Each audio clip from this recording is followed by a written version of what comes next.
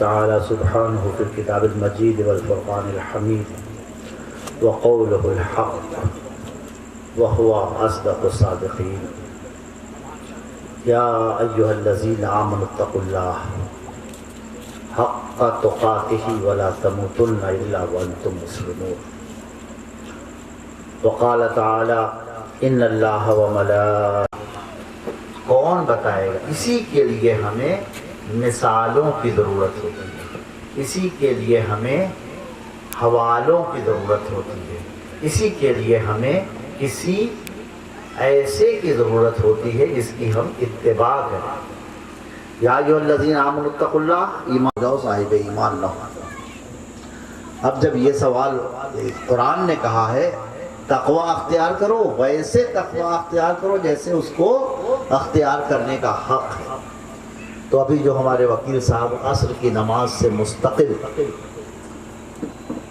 گفتگو آپ سے کر رہے تھے، نظم میں، نثر میں، ان میں ہر جگہ ان کرداروں اور ان شخصیت وسلم اس معراج پر تھے کہ جہاں ان کی زبان مبارک سے جو لفظ نکلا وہ لفظ ایک بہت بڑی تعداد انسانی کے لیے قابل تقلید بن گیا کہ اس پر عمل کر لو گے تو کامیاب ہو جاؤ۔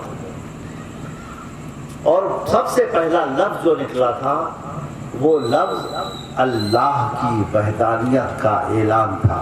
فرمایا قولوا لا الہ الا اللہ تفلحوا، اللہ کو ایک مان لو۔ اور اللہ کو ایک ماننا ہی صرف نہیں ہے، اللہ کے علاوہ جتنے خدائی کے دعوے دار ہیں، جتنے اپنے آپ کو توپ سمجھتے ہیں، جتنے چاہتے ہیں کہ ان کی عبادت کی جائے، جتنے چاہتے ہیں کہ انہیں رب مانا جائے، جتنے چاہتے ہیں کہ انہیں بہت بڑا مانا جائے، جتنے چاہتے ہیں کہ ان کے اقتدار کا اعتراف کیا جائے، ان سب کا انکار کر دو۔ لا الہ، کوئی عبادت کے لائق نہیں الا اللہ، علاوہ اللہ کے، اللہ جو واحد ہے، اللہ جو حی ہے، اللہ جو قیوم ہے، اللہ جو دانا ہے، اللہ جو بینا ہے، اللہ جو سمیع ہے، اللہ جو بصیر ہے، اللہ جو رقیب ہے، اللہ جو علیم ہے، اللہ جو حکیم ہے۔ اللہ کے جتنی صفات، 99 صفات تو ہم کو معلوم ہے کہ 99 صفاتی اسماء اللہ کے موجود ہیں کتاب میں، اور اس کے علاوہ جو عرفاء ہیں، جو اللہ کو جانتے ہیں، جو اللہ سے واقف ہیں، انہوں نے جو اللہ کے کمالات بیان کیے، انہوں نے جو اللہ کی کبریائی بلند کی بیان کی، اس کا تو ایک سلسلہ ہے۔ قرآن حکیم میں لکھا ہوا ہے نا کہ اگر ساری دنیا کی کہ جو پیڑ ہیں ان کا قلم بن جائے، فضیلت اور عظمت کا کیا پوچھنا، مطلب متفق علیہ عقیدہ، اس عقیدے سے کسی کو انکار نہیں کہ ساری دنیا کی عبادت ایک طرف، ساری دنیا کی عبادت ایک طرف، اور تیرا بس ایک سجدہ مصطفیٰ، ایک بار سجدے میں سبحان ربی الاعلیٰ کہنے میں سرکار کی زبان مبارک نے جس اخلاص کا اظہار کیا ہے، پوری دنیا کے تمام انبیاء، اولیاء، اصفیاء، اتقیاء سب مل کے زندگی بھر عبادت کرتے رہیں، وہ ایک پلڑے میں لگ دی جائے اور ایک پلڑے میں مصطفیٰ کا ایک بار کا سبحان ربی الاعلیٰ رکھ دیا جائے تو وہ وزنی ہو جائے گا، وہ قیمتی ہو جائے گا۔ زبان کا فرق ہوتا ہے۔ ہم تو ایک واقعہ ہمیں یاد آتا ہے بابا صاحب کا، حضرت بابا فضل الدین گنشکر رحمۃ اللہ علیہ۔ بابا صاحب کے پاس ایک ساتھ پہنچے کہ حضور بہت تنگی ہے، بہت ترشی ہے، بہت زحمت ہے، بہت پریشانی ہے، کئی لڑکیاں ہیں، ان کے عقد کرنے ہیں، ایک پیسہ نہیں ہے۔ بابا پتہ نہیں کس کیفیت میں تھے، فرمایا مٹی کا ڈھیرا لا اٹھا کے، انہوں نے مٹی اٹھا دیا۔ بابا نے بآواز بلند سورہ اخلاص کی تلاوت کی، 3 مرتبہ دم کیا اس پر، لے اس نے دیا تو اس کو نظر آیا کہ سونا ہے، سونے کا ٹکڑا مل گیا، چلا آیا، بی بی سے کہا کہ بابا صاحب نے سونا تو دیا ہی دیا بنا کے، سونا بنانا اور بتا دیا۔ اب اس کے بعد اب تو لاٹری کھل گئی، کوئی مسئلہ ہی نہیں، اب سونا بنائیں۔ وہ گوشت کھایا بہترین طریقے سے، گھر ور بنوا لیا، اور لڑکی کی شادی سے پہلے ہی سب سونا ختم کر دیا۔ اس کے بعد اب شادی کا زمانہ آیا तो कहने लगे शादी है, सोना तो बनाना पड़ेगा। तो बीवी से कहा कि देखो हम तो बाबा की जैसे इबादतगुज़ार नहीं, हम तो गुनहगार बंदे हैं। बाबा ने तो ऐसी ढेला उठा के फूंक दिया था, तुम जरा घर साफ करो, लीपो पोतो बना लो, फिर उसके बाद हम बैठते हैं। फिर वो सब सफाई सुथराई हो गई। उसके बाद नया मुसल्ला खरीद के आया, नया लिबास आया, इन्होंने खूब गुस्ल किया, इत्र लगाया, नए कपड़े पहने और नए मुसल्ले पर बैठ के, और उससे पहले 2 रकात नमाज नफल भी पढ़ी। और उसके बाद कहा कि मिट्टी भी आंगन वाली अपने नहीं, मस्जिद के आंगन से मिट्टी लाओ ताकि अल्लाह के घर से मिट्टी आए। तो मिट्टी भी मस्जिद के आंगन से आई और रखी गई। अब उसके पूरा कुरान पढ़ दिया उन्होंने, मिट्टी मिट्टी रह गई। कुल अल्लाह 3 बार 21 बार 1000 बार पढ़ दिया, कुछ नहीं हुआ। तो बहुत परेशान हुए। तो किसी आलिम से पूछा कि क्या हुआ, ऐसा क्यों हुआ? तो उन्होंने कहा कि ज़बान का फ़र्क होता है मियाँ। तुमने समझा था कि जिस तरह जिस दर्जे पर कुल हुवल्लाहु अहद शरीफ की, सूरह इखलास की, सूरह तौहीद की तिलावत बाबा फरीदुद्दीन गंजशकर फरमाते हैं, उस दर्जे की तिलावत तुम कर लोगे? बाबा जो चाहे वो कर देते हैं। उन पर अल्लाह का जो फضل है, उस फضل को हासिल करने के लिए उन्होंने क्या क्या कुर्बानियाँ दी हैं और अल्लाह ने उन पर कितना एहसान किया है, तुम इन सब चीज़ों को फरामोश कर गए। तो हम जब ये कहते हैं कि शक्ल व शबाहत में फलां साहब तो हमारी ही तरह हैं, हमारे उलमा, हमारे असलाफ, हमारे बुजुर्ग, हमारे अख्तिया, हमारे औलिया, उनके बारे में भी हम कहते रहे तो हमारे ऐसी तो हैं। ये बात बिल्कुल वैसे ही कुफार कहते थे और इनका बार बार जिक्र किया गया है किताबों में। तो कभी ये वाली बात तो कहनी ही नहीं चाहिए। अल्लाह के रसूल ने तो इससे बार बार मना किया है। तो बहुत से लोग हैं कि जिनके चेहरे पर बहुत रौनक होती है लेकिन बाल उनके बिखरे होते हैं, लिबास उनके बेतरतीब होते हैं, उनके बारे में ज़रा सा अंदाज़ा कम किया कीजिए, उनके बारे में कुछ कहा न कीजिए। इसलिए कहा कि ये जब अल्लाह से कुछ कह देते हैं तो उनका अल्लाह वो बात कर देता है। ये जब कसम खा लेते हैं तो अल्लाह उनकी कसम सच कर देता है। और हमारे यहाँ एक पूरा सिलसिला है, बताया गया है। एक तो सिलसिला ज़ाहिर है जिसके उलमा नुमाइंदा हैं कि वो इल्म हासिल करते हैं, शरीयत का इल्म, और उसके बाद उस पर कारबंद रहते हैं और उसकी तालीम देते हैं। लेकिन एक इल्म बातिन है जो शरीयत के उसूल के बाद उलमा उसको हासिल करते हैं और उलमा से एक दर्जा बढ़ के उरफा कहलाते हैं। तो उरफा का कमाल ये होता है, उरफा की पहचान ये होती है, उरफा की शिनाख्त ये होती है कि उनके सामने से आपके मुकाबले ज़्यादा हिजाबात उठ जाते हैं। भैया एक हमारे सामने कितने पर्दे पड़े हुए कुछ हमें नजर ही नहीं आता, हमें समझ में कुछ नहीं आता, लेकिन हमारे ही दरमियान एक अल्लाह का वली आके बैठ जाता है। हमें लगता है कि हमारे जितने पर्दे हैं हमसे कम पर्दे इसके दरमियान आए। और उसके बाद अब औलिया जिनको हम जानते हैं उनकी तादाद बढ़ती चली जाती है, उनके दर्जात बुलंद होते चले जाते हैं। हमारे मुर्शिद, हमारे शेख, हमारे आका हजरत सैयद अबू मोहम्मद मुहियुद्दीन अब्दुल कादिर जिलानी गौसुल आज़म, आज की तारीख़ उनसे मंसूब है, या हज़रत ख्वाजा निज़ामुद्दीन औलिया महबूब इलाही रहमतुल्लाह अलैह, आज की तारीख़ उनसे मंसूब है। आज उनका भी उर्स 17वीं शरीफ आज है। बड़े मुबारक तारीख़ें हैं ये, और इन तारीख़ों में आपके यहाँ ये मजलिसे मिलादे मुस्तफ़ा अलैहिस्सलातु वस्सलाम मुनक़िद है।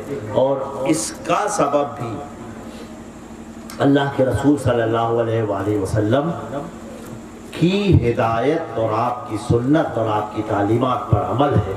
अल्लाह इस मीलाद की महफिल को और इसके असबाब को अपने ख़ास फज़ल से कबूल फरमाए और मुस्तक़बिल में कोई नुक्ता हमारे समझ में आ जाए और उस नुक्ते से मुताल्लिक़ कोई रोशनी हमारे ज़हन में हो जाए तो हमें लगता है कि एक बात हमें मालूम हुई है, गोया एक पर्दा कोई छोटा सा उठा है। लेकिन ज़रा इनके मर्तबे देख लीजिए और अपना इनसे तक़ाबुल कर लीजिए तो अंदाज़ा हो जाएगा।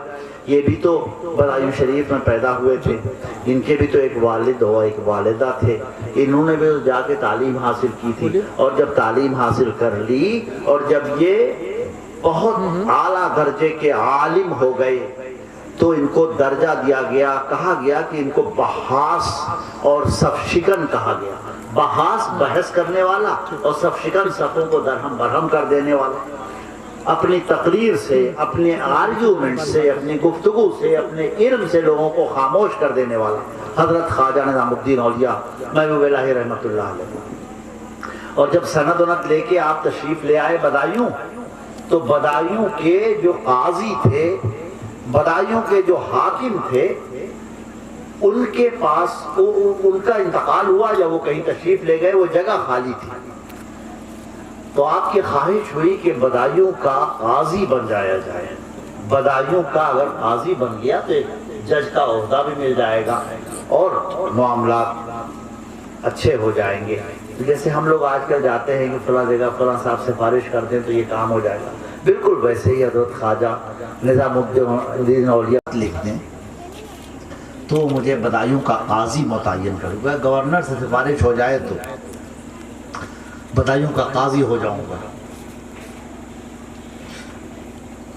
تو حضرت شیخ نجیب الدین پہنچے ہوئے ہیں کہ انسان کو دیکھ کے اندازہ کر لیں کہ اس کا صحیح مقام کیا ہے، اس کا منصب عدالت کی کرسی مقام ہے یا کسی جگہ بیٹھ کے ہزاروں لاکھوں آدمی کی فوز و فلاح کا ذمہ اس کے پاس ہے۔ پیشانی کا نور دیکھ کے، اثر صلاح دیکھ کے حضرت شیخ نجیب الدین متوکل نے ایک جملہ کہا، وہ جملہ تاریخ میں محفوظ ہے، کہا بابا نظام قاضی مشو چیز دیگر شو۔ نظام الدین تم قاضی مت بنو، تم کوئی اور چیز بننے کے لیے بھیجے گئے ہو دنیا۔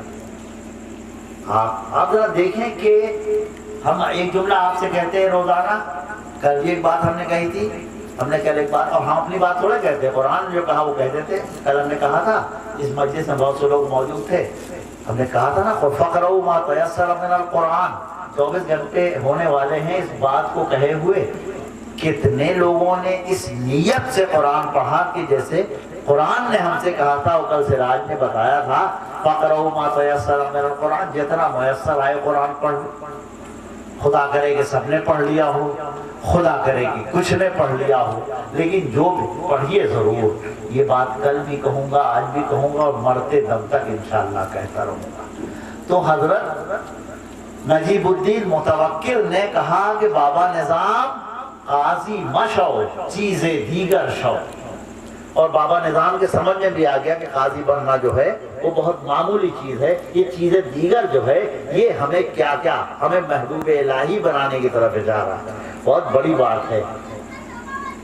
اور اس کے بعد پوچھا میں کہاں جاؤں، تو انہوں نے کہا کہ تم سیدھے پاک پٹن تشریف لے جاؤ، اجودھن جاؤ۔ اجودھن پاک پٹن شریف ملتان کے پاس آپ جانتے ہیں، جہاں حضرت بابا ولی الدین گن شکر رحمۃ اللہ علیہ آرام فرمائے، آپ کی خانقاہ وہی تھی۔ اور نظام الدین اولیاء بجائے لوٹ کے بدایوں آنے کے اور اپنے گھر جانے کے وہاں چل پڑے اور وہاں پہنچ گئے۔ وہاں پہنچے تو ابھی ہمارے بہت عمدہ دلائل وکیل صاحب دے رہے تھے، تو انہوں نے، اور آج دن میں کھانے پر اس گھر میں یہ باتیں ہو رہی تھی کہ ہمیں کسی مفتی سے اور کسی مولوی سے کسی سند کی ضرورت نہیں ہے، اور علم غیب مصطفیٰ کے بارے میں ہمارا کانسیپٹ اتنا کلیئر ہے کہ اب ہمیں کسی اور کو، کسی کا کوئی دلیل، کسی کی دلیل ہمیں مطمئن نہیں کر سکتی، اور اپنے اس عقیدے سے متزلزل نہیں۔ سرکار دو عالم صلی اللہ علیہ وسلم ہر وہ بات جانتے ہیں جو جہاں تک ہم آپ ہوا نہیں پہنچتی ہیں۔ سرکار دو عالم صلی اللہ علیہ وآلہ وسلم پر حال اور ماضی اور مستقبل، ماضی تو سب کو معلوم ہوتا ہے، کسی کو پڑھ کے، کسی کو سن کے، کسی کو دیکھ کے، لیکن حال اور مستقبل ایسے جیسے ہاتھ کی لکیریں، ایسے روشن اور ہے اور رہے گا۔ تو یہ تو مرتبہ ہے سرکار دو عالم صلی اللہ علیہ وسلم کا، جن کو اللہ نے سب کچھ عطا فرما دیا ہے، جن کو اللہ نے کائنات کے خزانوں کی کنجیاں دے دی۔ ہم تو اپنے بزرگوں کے واقعات سے علم غیب کی سند حاصل کر لیتے ہیں کہ جب ان کی غیب دانی کا، غیب تو وہی ہے نا جو آپ کو نہ معلوم ہے، جب ان کی غیب دانی کا یہ حال ہے تو وہ جن کو اللہ نے نبائل عظیم سے واقف کرایا ہے، نبی بنایا ہے۔ نبی تو نبا سے بنا ہے نا، اور نبا کے معنی کہتے ہیں خبر کے۔ تو آپ تصور کریں ان کا حضرت بابا فرید الدین گنج شکر کی طرف حضرت نظام الدین اولیاء ابھی سفر شروع کیا ہے، انہوں نے وہاں پہنچے نہیں ہیں۔ وہاں پہنچنے سے پہلے بابا صاحب اپنے خادم حضرت خواجہ اسحاق سے کہتے ہیں دیکھو مولانا نظام الدین آ رہے ہیں، عالم ہیں، بحاث ہیں، صف شکن ہیں، تو فقراء کے ساتھ تو نہیں رہیں گے، سوئیں گے یہیں، ان کے لیے پلنگ کا انتظام کر دینا۔ تو ان کے لیے ایک کھٹولا موجود تھا، فقراء زمین میں سوتے تھے جو وہاں تربیت میں تھے۔ فقراء لباس کرتا پاجامہ سلا نہیں پہنتے تھے، احرام پہنتے تھے بغیر سری چادریں۔ فقراء مستقل ہر ہفتے اپنا سر حلق کراتے تھے، ان سے بال کٹوانے کو نہیں کہا گیا۔ اور وہ خواجہ اسحاق نے استقبال کیا، آئیے مولانا نظام الدین صف شکن۔ کہا کہ آپ کیسے جانتے ہیں مجھے؟ کہا کہ بابا صاحب نے فرمایا ہے آپ کا تعارف کرائیے، پلنگ آپ کے لیے بچھا ہوا، ہاتھ جوڑ لیا، رونے لگے، کہنے نہیں میں فقراء کے ساتھ سوؤں گا، وہ ویسے ہی رہوں گا، میں ویسے ہی لیٹوں گا۔ اور اس کے بعد رہے، تربیت حاصل کرتے رہے، جو بابا نے ان کے بارے میں فرمایا تھا سب ہوا۔ ایک مرتبہ ایک جوگی آیا، تو جوگی جو ہے باہر بابا کے خانقاہ کے باہر ہی اس نے مجمع لگا دیا اور بتانے لگا شادی کا موقع ہے تو شادی کے بعد کے جو مراحل ہوتے ہیں وہ بتانے لگا، ایسا کرو اور ایسا کرو اور ایسا کرو تو یہ ہوگا، اور اس طرح بیوی راضی رہے گی، اس طرح خاندان رہے گا، اس طرح محبتیں ہوں گی، اس طرح رشتہ رہے گا۔ حضرت خواجہ نظام الدین اولیاء محبوب اللہ رحمۃ اللہ علیہ بھی اسی مجلس میں تھے، جوگی کی اس محفل میں وہ بھی اس کی باتیں سن رہے تھے۔ تربیت کی بالکل مراحل ہیں اولین زمانے کی۔ بابا صاحب نے پوچھا لوگ کہاں ہیں بھائی؟ تو کہا کہ باہر ایک جوگی کچھ بتا رہا ہے۔ کہا نظام الدین کہاں؟ تو کسی نے کہا وہ بھی وہیں پہ۔ بات کرا ان کو کیا ضرورت پڑے گی ان سب چیزوں کی؟ معلوم ہے حضرت خواجہ نظام الدین اولیاء نکاح نہیں فرمایا، مجرد رہے ساری زندگی، اور یہ بات پہلے ہی دن ان کے پیر و مرشد حضرت بابا فرید الدین گنج شکر رحمۃ اللہ علیہ کو معلوم تھی اور انہیں فرما دیا۔ ایک روز حضرت خواجہ نظام الدین اولیاء محبوب اللہ رحمۃ اللہ علیہ اپنے اسی لباس میں، فقراء کے لباس میں، ملتان کے اجودھن کے بازار میں چلے گئے۔ اتفاق سے ان کے مدرسے کے زمانے کے ساتھی جو تقریباً ان کے کنٹمپریری اور رائیول بھی تھے، ان سے آگے بڑھ جانا چاہتے تھے لیکن بڑھ نہیں پاتے تھے، وہ مل گئے۔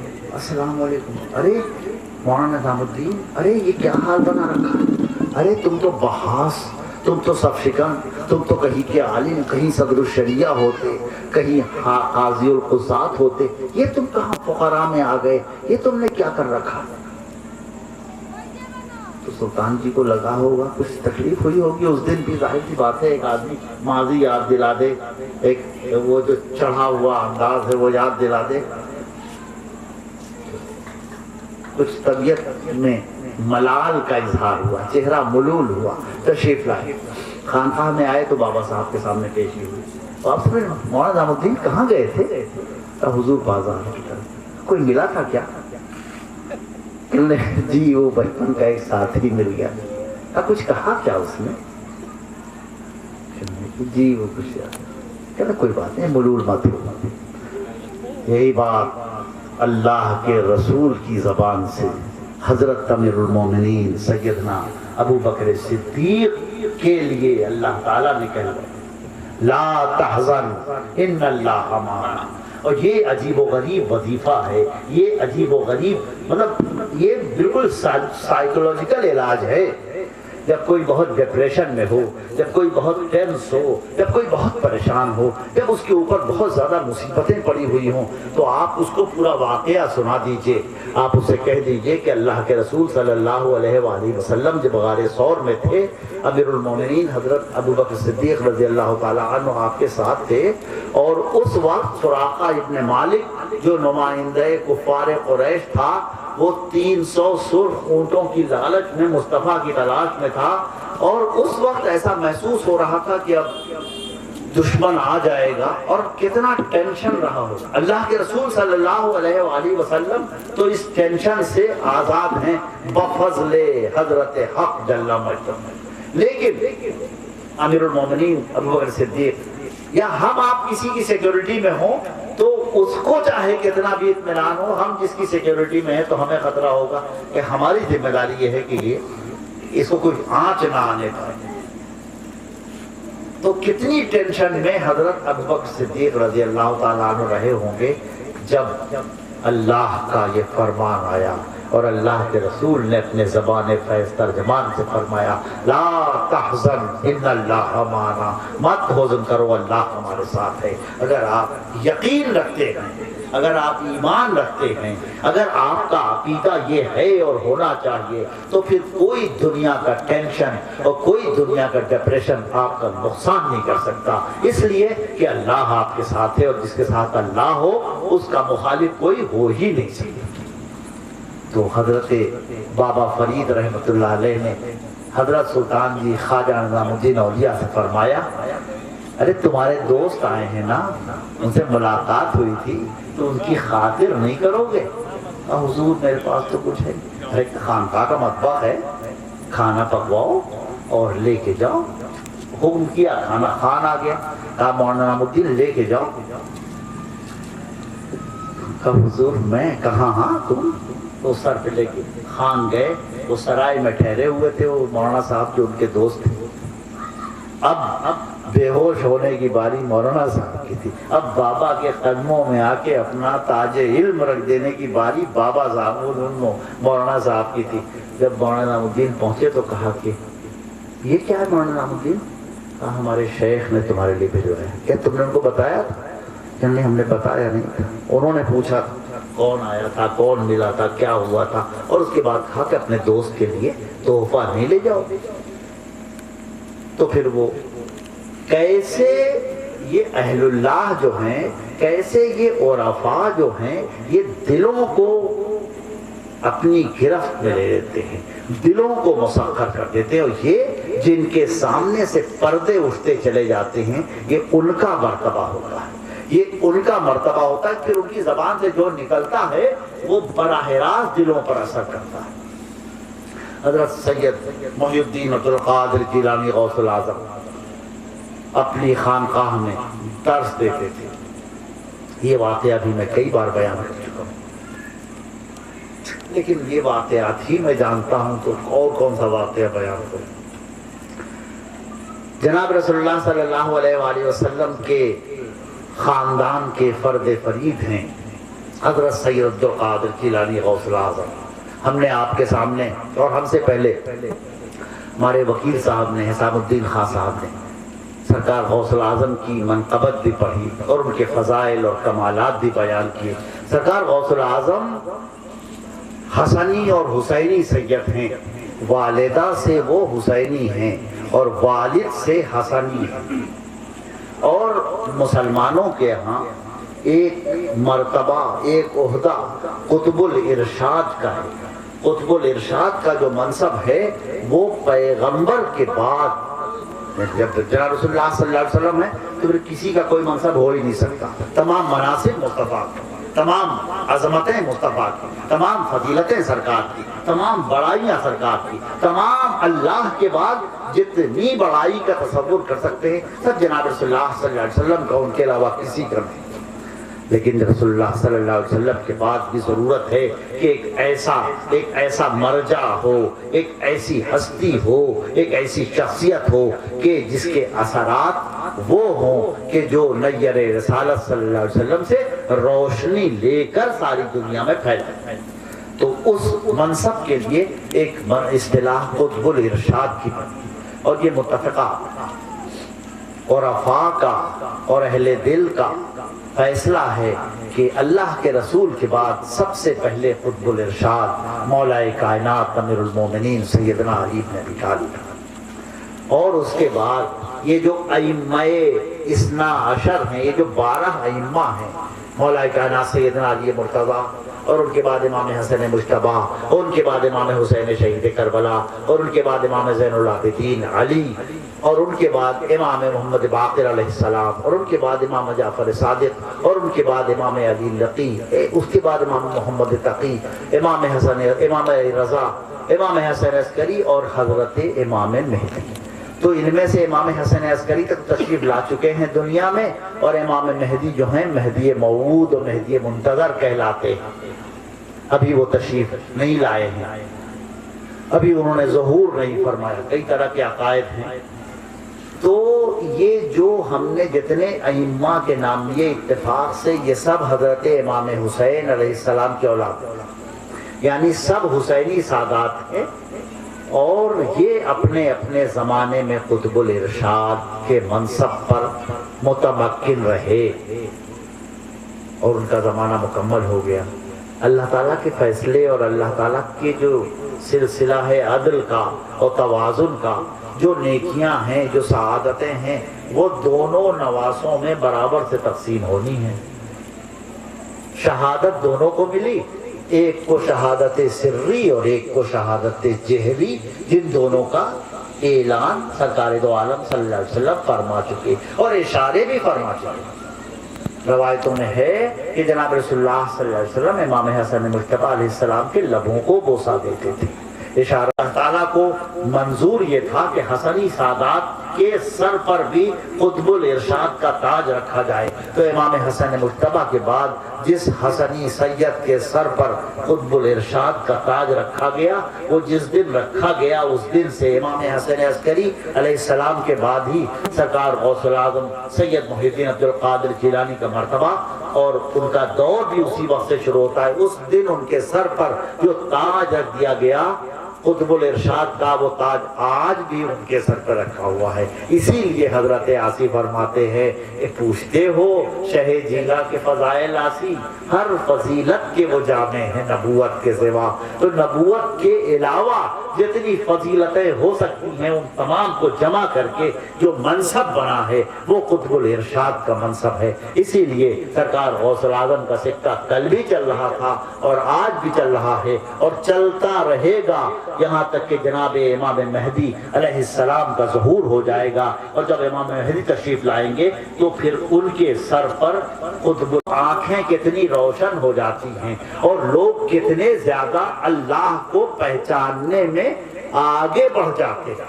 یہ جتنے اسماء لیے یہ ان عرفاء کے ہیں کہ جن کے سامنے سے حجابات ان کے توفیق اور ان کی صلاحیت اور ان کے مرتبے کے لحاظ سے اٹھتے چلے گئے، لیکن تاریخ میں صرف ایک ہستی ایسی ملتی ہے جو یہ دعویٰ کرتی ہے کہ میرے سامنے سے اگر حجابات اٹھا دیے جائیں تو بھی میرے عقیدے پر، میرے یقین پر، میرے اعتماد پر کوئی فرق نہیں پڑے گا، اور اس ہستی کا نام ہے امیر المومنین سیدنا علی بن ابی طالب علیہ السلام۔ تو ایک مرتبہ درود شریف تو پڑھ لیجیے۔ ان لوگوں کو میں نے جو آیت تلاوت کی، حق کا تقاتہ کی جو بات کی، تقوی اختیار کرنے کا حق کی بات کی، یہ وہ بنیادی بات ہے کہ جو ان ہستیوں اور ان کرداروں اور ان شخصیات کی زندگی میں ہمیں نظر آتی ہے۔ اور جب کوئی تقوی اختیار کرنے کا حق ادا کر دیتا ہے، جو پروردگار عالم سے اپنی قربت کا اظہار اس طرح کر دیتا، تصور کرے، بہت بڑی بات ہے۔ اللہ کے اعتماد اور اللہ کو جتنا اعتماد اپنے بندے پر ہے، بندہ اس اعتماد پر اپنے آپ کو ثابت کرتا ہے، تبھی وہ تقوی اختیار کرنے کا حق ہوا۔ اللہ کا تقوی اختیار کرو، حق تقاتہ ولا تموتن الا وانتم مسلمون، یہ تو عام ایمان والوں کے لیے کہا گیا ہے کہ اللہ کا تقوی اختیار کرو، ویسے جیسے اس کا حق ہے۔ خاتمہ تمہارا جو ہے وہ بحیثیت مسلم ہوگا۔ آپ تصور کریں، ہمارا یہی تو مقصد ہے کہ ہمارا خاتمہ ایمان پر ہو جائے، یہی تو مقصد ہے کہ ہم اس دنیا سے سرخرو اٹھیں، یہی تو مقصد ہے کہ ہمارا آنے والا کل بہتر ہو، اور اس کے لیے ہمیں ایک نوید قرآن حکیم میں دے دی گئی ہے۔ قرآن حکیم تو ہم پڑھ لیں، بار بار پڑھیں، بار بار پڑھیں۔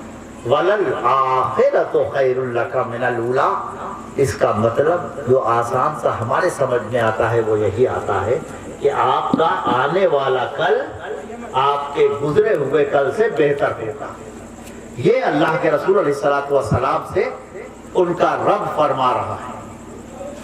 اللہ کے رسول صلی اللہ علیہ وآلہ وسلم کی سیرت کا مطالعہ کریں تو آپ کو اندازہ ہوگا کہ ایک روز سے ایک روز جو درجہ بلند ہو رہا ہے، بڑھ رہی ہے، ان سب کا دستاویزی ثبوت قرآن ہے۔ سب کے بارے میں لکھ کے قرآن نے دے دیا ہے، اور قرآن حکیم کے عین مطابق اور اللہ کی مرضی کے عین مطابق اللہ اپنے رسول اور ان کے متبعین کی فضیلت میں اضافہ فرما رہا۔ اور مرضی کی بات آئی تو عجیب و غریب بات قرآن نے کہی ہے۔ ہمارے وکیل صاحب جب حدیث پڑھ رہے تھے تو ایک حدیث انہوں نے بیان کی جس میں مولا کائنات امیر المومنین سیدنا علی ابن ابی طالب سے اللہ کے رسول فرماتے ہیں کیا تم اس پر راضی نہیں ہو کہ تمہارا وہی مرتبہ ہو جو مرتبہ موسیٰ کے نزدیک ہارون کا تھا؟ البتہ لا نبی بعدی، میرے بعد کوئی نبی نہیں، یعنی موسیٰ اور ہارون دونوں پیغمبر تھے، لیکن تم اس فضیلت کے علاوہ ہر فضیلت کے جامع ہو، میرے بعد اس مرتبے پر فائز ہو۔ اور ایک اور بہت دلچسپ بات ہے کہ اللہ کے رسول صلی اللہ علیہ وآلہ وسلم نے اپنے دونوں نواسوں کے نام بھی وہی رکھے جو حضرت ہارون کے بیٹوں کے نام تھے، شبر اور شبیر۔ اور اس کے علاوہ جناب سیدہ کائنات حضرت فاطمہ زہرا سلام اللہ علیہا سے فرمایا کیا تم اس پر راضی نہیں ہو کہ کائنات کا منتخب ترین شخص تمہارا شوہر؟ تو یہ باتیں جو اللہ کے رسول اپنے بعد کے افضل ترین انسانوں سے کر رہے ہیں وہ اللہ ان سے فرما چکا ہے۔ سورہ والضحیٰ واللیل اذا سجا کی تلاوت کیا کیجئے، کبھی ٹینشن اور ڈپریشن تو آس پاس سے نہیں گزرے گا۔ اسی میں ہے وَلَلْآخِرَةُ خَيْرٌ لَكَ مِنَ الْأُولَىٰ، اور اس کے بعد وَلَسَوْفَ يُعْطِيكَ رَبُّكَ فَتَرْضَىٰ، ان قریب آپ کا رب آپ کو اتنا عطا کرے گا کہ آپ راضی ہو جائیں گے۔ آپ تصور کریں ساری دنیا سے اللہ راضی ہو جائے، یہ دعا کی جاتی ہے نا، جس سے ہم بہت زیادہ اس کو عزت دیتے ہیں، اس کو رضی اللہ عنہ کہتے ہیں۔ اللہ آپ سے راضی ہو جائے، اور جتنے رضی اللہ عنہ ہیں وہ سب وہاں قدم میں سر رکھتے ہیں جن سے اللہ کہتا ہے کہ آپ راضی ہو جائیں گے، ان قریب ہم آپ کو وہ عطا کریں گے۔ اور کیا عطا کیا؟ اللہ اکبر، انما انا قاسم واللہ یؤتی، اللہ کے رسول کی حدیث ہے صلی اللہ علیہ وسلم، میں تقسیم کرتا ہوں اور اللہ عطا کرتا ہے۔ مصطفیٰ کیا کیا تقسیم کرتے ہیں آپ تصور کریں، مصطفیٰ ایمان تقسیم کرتے ہیں، اللہ نے ان کو عطا کیا۔ مصطفیٰ علم قرآن تقسیم کرتے ہیں، اللہ نے ان کو عطا کیا۔ مصطفیٰ علم تقسیم کرتے ہیں، اللہ نے ان کو عطا کیا۔ مصطفیٰ اخلاص تقسیم کرتے ہیں، اللہ نے ان کو عطا کیا۔ مصطفیٰ تقوی تقسیم کرتے ہیں، اللہ نے ان کو عطا کیا۔ مصطفیٰ عزیمت تقسیم کرتے ہیں، اللہ نے ان کو عطا کی۔ مصطفیٰ جذبہ جہاد عطا کرتے ہیں، اللہ نے ان کو عطا کیا۔ مصطفیٰ امامت عطا کرتے ہیں، اللہ نے ان کو عطا کی۔ مصطفیٰ قیادت عطا کرتے ہیں، اللہ نے ان کو عطا کی۔ مصطفیٰ سعادت عطا کرتے ہیں، اللہ نے ان کو عطا کی۔ مصطفیٰ فضیلت عطا کرتے ہیں، اللہ نے ان کو عطا کی۔ کیا کیا چیزیں ہیں؟ مصطفیٰ ظاہر عطا کرتے ہیں، اللہ نے ان کو عطا کیا۔ مصطفیٰ باطن عطا کرتے ہیں، اللہ نے ان کو عطا کیا۔ مصطفیٰ حروف مقطعات کے معنی عطا کرتے ہیں، اللہ نے ان کو عطا کیا۔ یہ چیزیں کسی کے پاس رہے نہیں، لیکن مصطفیٰ جانتے ہیں یا اللہ جانتا ہے یا مصطفیٰ کی عطا سے وہ جانتے ہیں تو صاحب علم ہیں۔ اور صاحب علم جب کہا گیا، سورہ رات کی ایک دم آخری آیت ہے، سورہ رات کی ایک دم آخری آیت ہے، اس میں کہا گیا کہ اللہ واقف ہے، اللہ کا رسول واقف ہے، اور وہ جسے اللہ نے علم دیا۔ اور وہ علماء لکھتے ہیں، مفسرین لکھتے ہیں کہ اس کے مصداق بھی مولا کائنات امیر المومنین سیدنا علی بن ابی طالب ہیں۔ وکیل صاحب بتا رہے تھے 300 آیتیں ان کی فضیلت میں، ان میں سے ایک آیت یہ ہے جو سورہ رات کی آخری آیت ہے۔ لیکن یہ سب باتیں معلوم کیسے ہوں گی؟ جب سورہ مزمل کی آخری آیتیں پڑھی جائیں گی، اور آخری آیت جب پڑھی جائے گی تو وہی پڑھا جائے گا. فَقْرَؤُوا مَا تَيَسَّرَ مِنَ الْقُرْآنِ, جتنا قرآن میسر ہو پڑھ لیا کرو. اور جو قرآن میسر ہوگا, آپ نے الحمدللہ رب العالمین اس نیت سے پڑھا کہ آپ نے اتنا قرآن پڑھا جتنا میسر ہے, تو خدا کی قسم آپ نے کائنات کی سب سے بڑی دولت حاصل کر لی. اس لیے کہ اگر اللہ کی وحدانیت اور اللہ کی عظمت اور اللہ کی فضیلت اور اللہ کی برتری اور اللہ کی کبریائی کا بیان آپ نے صدق کے دل سے کیا ہے, تو اس کا مطلب یہ ہے کہ آپ نے آج کا تو کام کر لیا. الرحمن الرحیم اگر آپ نے کل پڑھا تو کوئی حرج نہیں ہے, لیکن الحمدللہ رب العالمین ویسے پڑھیے جیسے اس کو پڑھنے کا حق تقاتہ ولا تموتن الا وانتم مسلمون. گارنٹی ہے اس بات کی کہ ایمان, جب تک تمہارا ایمان مکمل نہیں ہوگا تمہیں موت نہیں آئے گی. زندگی بھی چاہتے ہیں, ایمان کی تکمیل بھی چاہتے ہیں, تو اللہ کی کتاب اور اللہ کی کتاب ہدایت کی تعلیم حاصل کیجئے اور اس کا عرفان حاصل کیجئے. دیکھیے تعلیم حاصل کرنا اور ہوتا ہے, ترجمہ جان لینا اور ہوتا ہے, اور عرفان جو ہے وہ اس سے بلند چیز ہے. واقف تو ہو جائیے اس درجہ, اور عرفان ملتا جائے گا, پردے اٹھتے جائیں گے, پردے اٹھتے جائیں گے, اور آپ وصال کی لذت سے ہم آہنگ ہوتے جائیں گے. اور جس کو وصال کی لذت مل جاتی ہے, جس کو ملنا حاصل ہو جاتا ہے, جس کو وصال کا مزہ آنے لگتا ہے, پھر اس کے سامنے کوئی چیز حقیقت ہی نہیں رہتی, اور مادی چیز اور دنیاوی چیز کی کوئی حیثیت رہتی ہی نہیں. اللہ تعالیٰ بے حد احسان فرماتا ہے جب اللہ کا بندہ اللہ کے رسول کا امتی بن جاتا ہے, یعنی اس کو دولت اسلام حاصل ہو جاتی ہے. اور دولت اسلام ایک درجہ اور مستحکم ہو جاتی ہے جب اللہ کا بندہ اس کے رسول علیہ السلام کی سنتوں پر عمل کرنا شروع کر دیتا ہے, اور اس دن اس کی زندگی ایک خاص مستقر پر پہنچ جاتی ہے جس دن وہ اللہ کے رسول کی کسی ایسی سنت پر عمل کرتا ہے جس میں امکان ہو کہ اللہ کے رسول کی سنت پر عمل کرنے والوں کی تعداد اس سے بڑھ جائے.